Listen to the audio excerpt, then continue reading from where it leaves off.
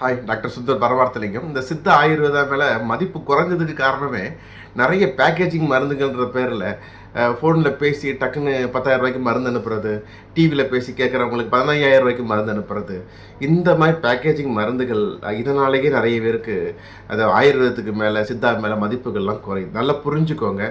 ப்ராப்பராக ஒரு டைமாக டாக்டர் நேரில் கன்சல்டிங் பண்ணுங்கள்.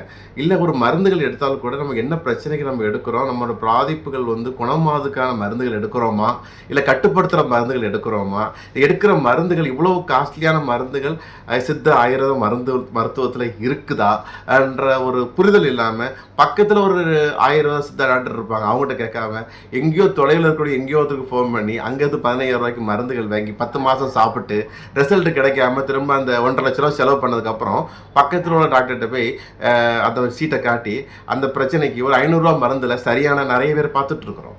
அப்போது இயற்கையான மருத்துவம், இயற்கையான மருந்துகள் வெகு அதிகமான விலையிலலாம் கிடைக்கிறது இல்லை.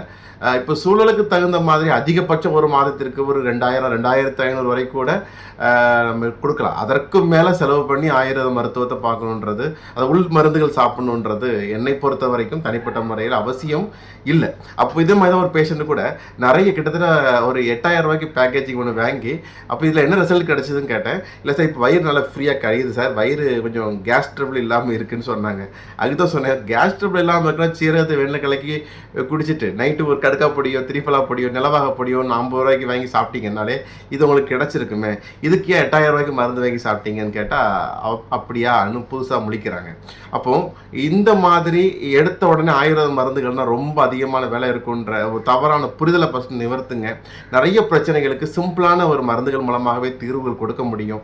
நாள்பட்ட பிரச்சனைகளை இருந்தால் கூட 3 to 4 மாதத்திற்குள் ஒரு மாற்றத்தை கொடுக்க முடியும். ஒரு இயற்கை மருந்துகளை எடுக்கும்போது முதல் 2 மாதங்களில் உடம்புல சின்ன சின்ன மாற்றங்கள், முன்னேற்றங்கள் தெரியலைன்னா, மருத்துவர் ஆலோசனையின் பேரில் 3வது மாதமும் எடுத்தும் தெரியலைன்னா அந்த மருந்தனை நிப்பாட்டிடலாம். ஏன்னா மருந்துகள் ப்ராப்பராக கரெக்டாக கொடுத்தா 2 மாதத்திற்கு 48 நாட்களுக்குள்ள ஒரு உடம்புல எத்தனை வருடங்கள் பிரச்சனையாக இருந்தாலுமே நம்ம ஜெய்கே விசாவில் ஒரு மாற்றத்தை நம்ம கொடுக்குறோம். அப்போது இந்த புரிதலின் அடிப்படையில் இயற்கை மருந்துகளை எடுப்போம். நாம் குணம் கிடைத்து நம்மை சார்ந்த நிறைய மக்களுக்கும் இயற்கை மருந்துகள் மேல் நம்பிக்கை ஏற்படுத்துவதற்கான விழிப்புணர்வுகளை செய்வோன்ற ஒரு தாழ்மையான வேண்டுதலின்படி இன்றைய பதிவு வெளியிடப்படுகிறது. ஸோ இயற்கை மருந்துகள் எடுத்து உங்களுக்கு கிடைத்த நல்ல அனுபவங்கள் என்ன, இந்த மாதிரி நம்பி ஏமாந்த அனுபவங்கள் என்னன்றது கூட நீங்கள் கமெண்ட் பாக்ஸில் ஷேர் பண்ணலாம். இதை ரீட் பண்ணுற மற்றவங்களுக்கும் உபயோகமானதாக இருக்கும். அன்புடன் டாக்டர் சுந்தர் பரமார்த்தலிங்கம், ஜெய் கபீசா ஆயுர்வேதா. நன்றி.